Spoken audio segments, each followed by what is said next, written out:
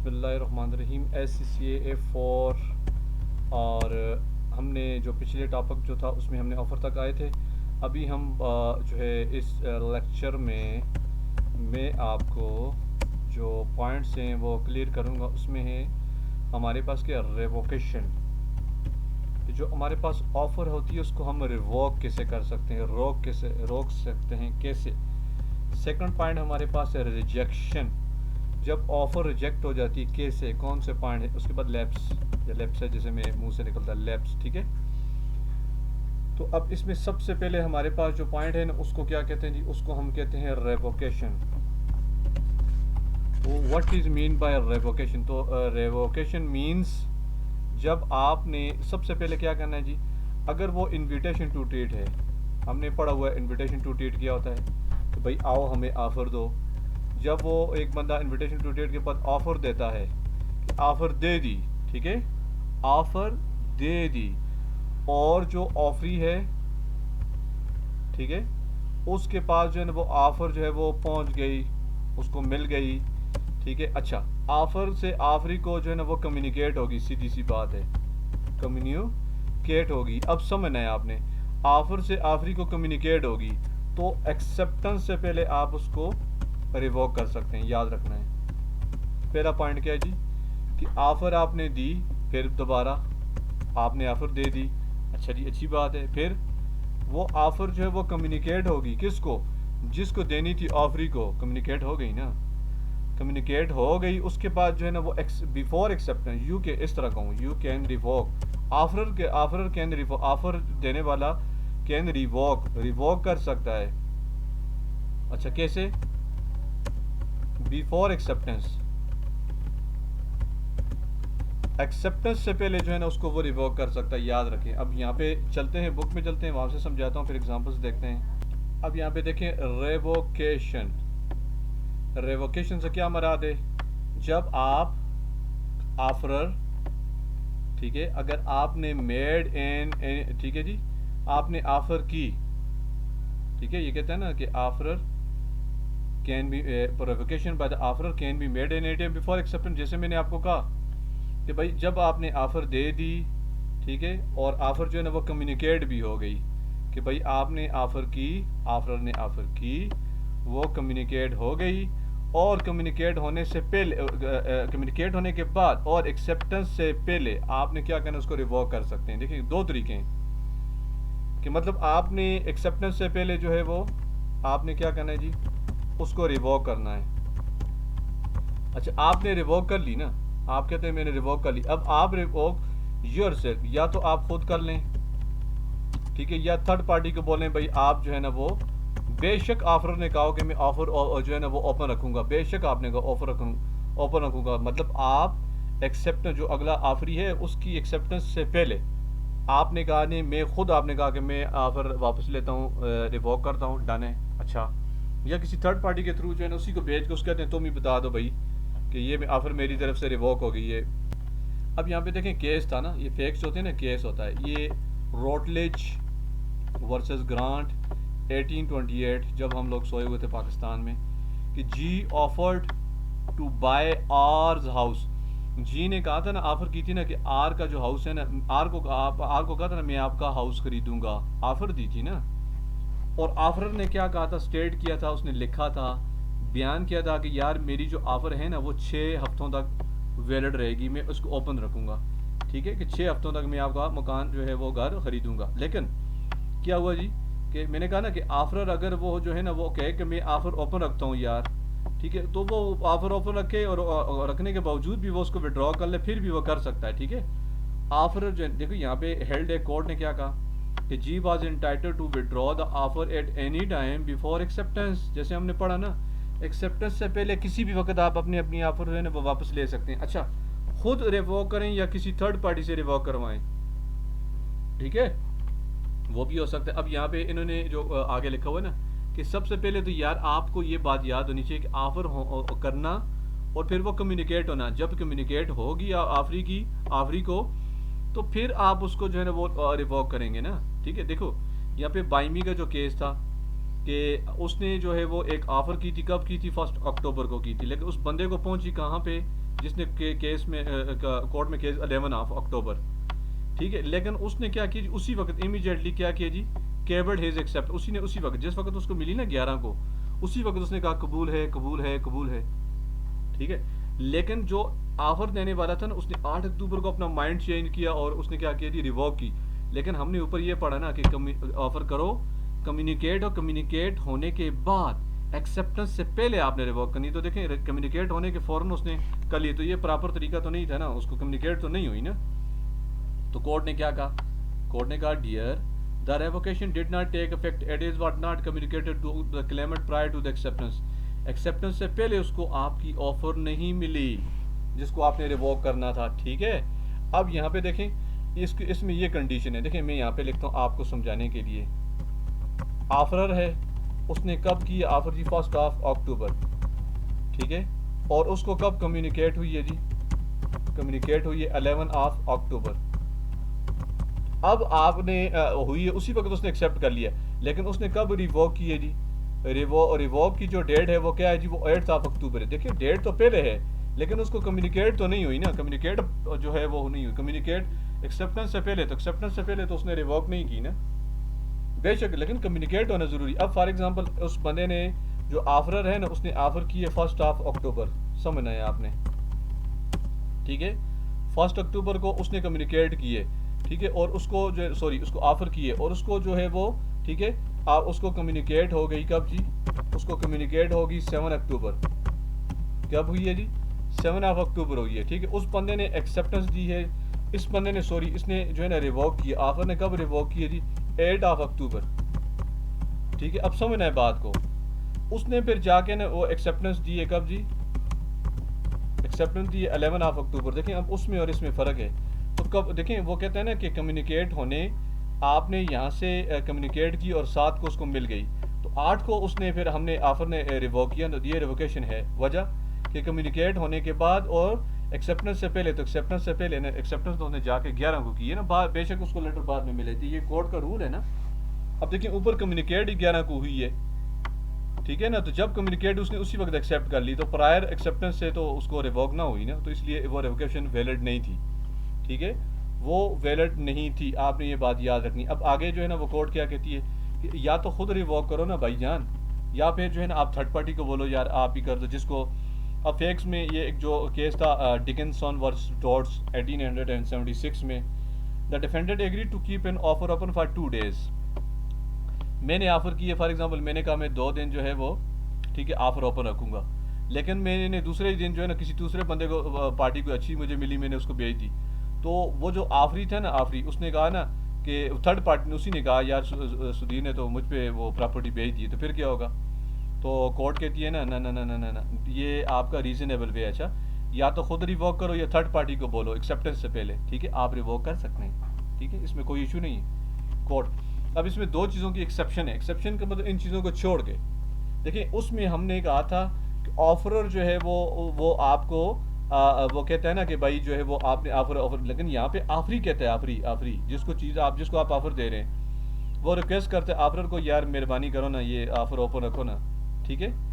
तो वो कहते हैं ना any revocation will amount to breach that contractual contract. अगर आफरी ने कहा है और उसने कहा ठीक है ऑफर ओपन रखूंगा, और फिर उसके बाद उसने कोई ब्रीच किया ना, तो फिर वो डैमेजेस वगैरह देने का हकदार है। The offeree code claim damages for the loss of opportunity. उसके पास अपॉर्चुनिटी जो थी कि वो उसको शायद एक्सेप्ट कर लेता, लेकिन उसने एक्सेप्ट अभी तक तो चले नहीं की थी। लेकिन ये याद रखना ही नहीं, यहाँ पे आफरी अगर आपको कहता है, आफर नहीं आफरी अगर आपको कहता है कि भाई ऑफर आप ओपन रखें ना प्लीज़, फिर आपको डैमेजेस होते हैं तो आप क्लेम कर सकते, पहला पॉइंट। दूसरा देखिए इसमें एक है ना यूनिलैटरल या ऑप्शनल कॉन्ट्रैक्ट। ऑप्शन से क्या मराद है कि अगर कोई मतलब ऑफर देने वाला जो है ना, वो कोई आपको कोई ऑफर करता है, ठीक है, लेकिन आप उसकी बात को हाँ ना नहीं करते, बल्कि अपने एक्शन से बता, एक्शन आपके नज़र आ रहे होते हैं कि आपने हाँ की। कैसे, जैसे एरिंगटन का जो केस हुआ था 1915, वालिद साहब जो थे ना, अपने उसने बेटे को कहा था ना, फादर ने बेटे को कहा था बेटा हमारे पास एक मॉर्गेज जो है ना वो ज़मीन है, घर है, ठीक है,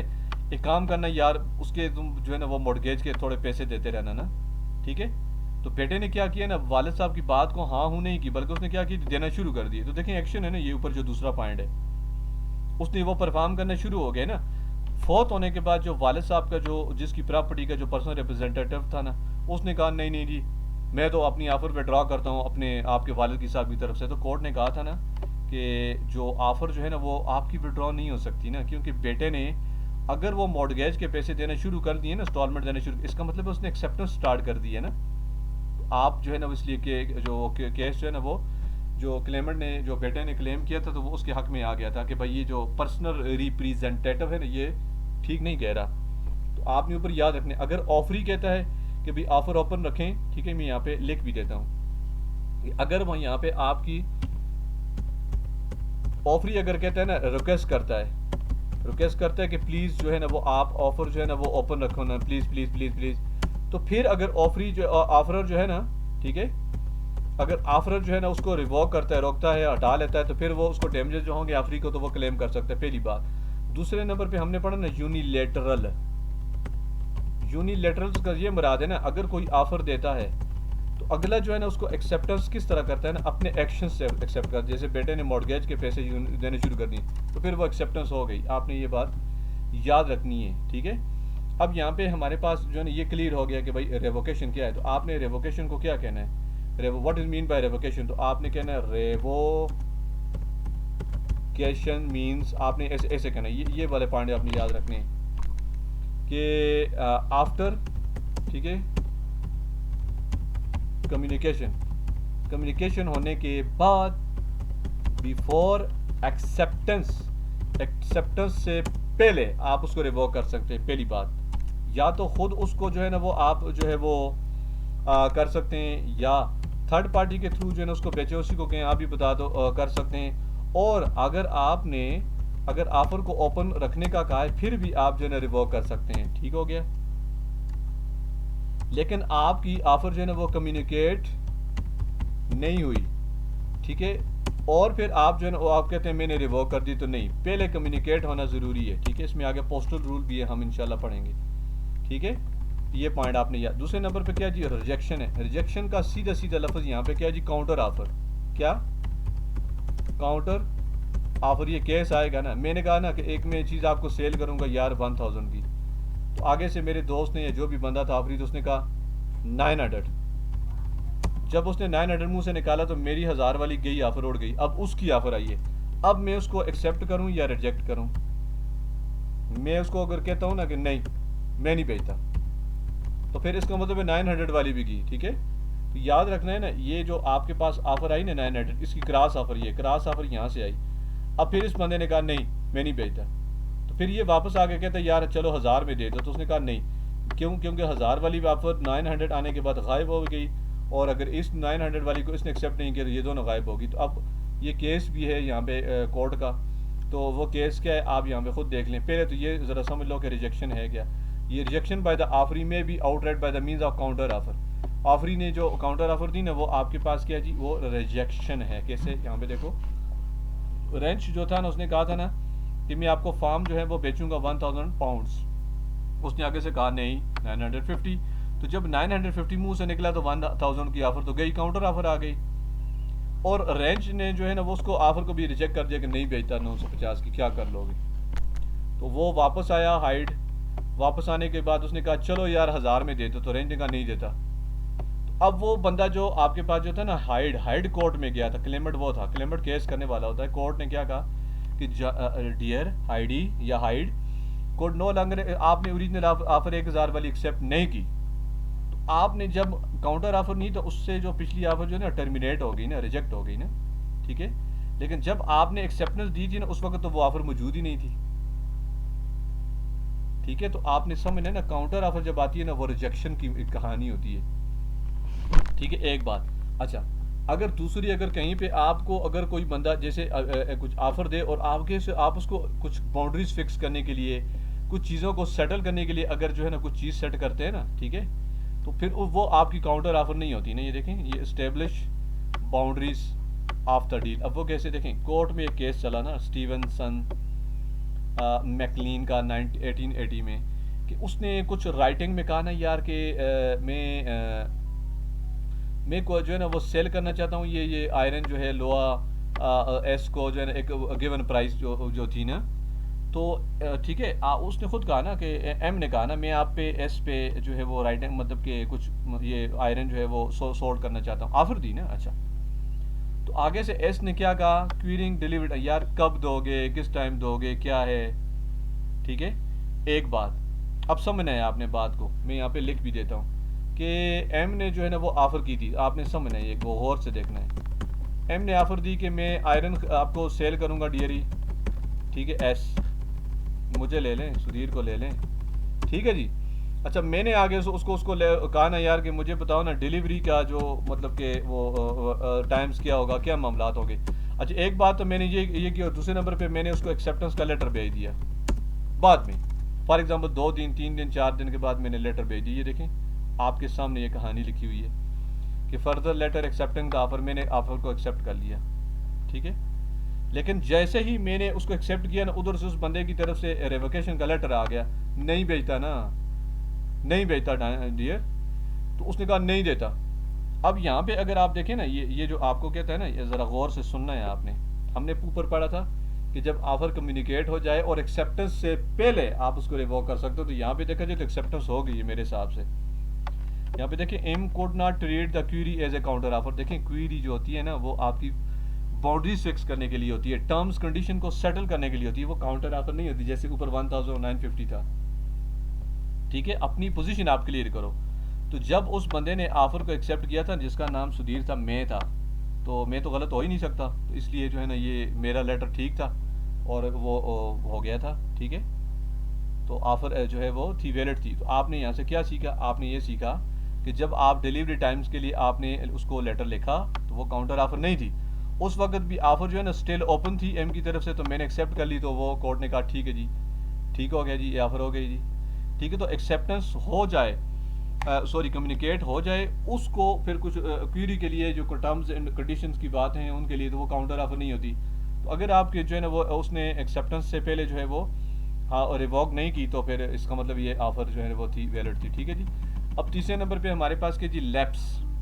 लैप्स का मतलब सीधी सीधी सी बात है, ऑफर करने वाला उसकी डेथ हो गई, आखिरी की डेथ होगी, एक की डेथ होगी पहले, दूसरी की डेथ होगी, डन है। अच्छा, दूसरे नंबर पे आपने कंडीशन पूरी नहीं की। कंडीशन कैसे पूरी नहीं की, मैंने कहा यार मैंने कार खरीदनी है, उसने कहा ये लो पैसे, तो मैंने कहा रेड कार है, उसने मुझे वाइट भेज दी, तो मेरी कंडीशन तो पूरी नहीं हुई ना। तो आपने जब कंडीशन पूरी नहीं की तो वो लैप्स हो जाएगी, ठीक है। और उसके बाद एक्सपायरी डेट है ना, ये इसमें एक केस भी है। एक्सपायरी डेट से क्या मराद है, देखें एक बंदे ने जो है ना वो पैसे बैंक में जमा करवाए थे, डिपॉजिट जमा करवाया था कि मैं शेयर खरीदना चाहता हूँ, कब, जून में।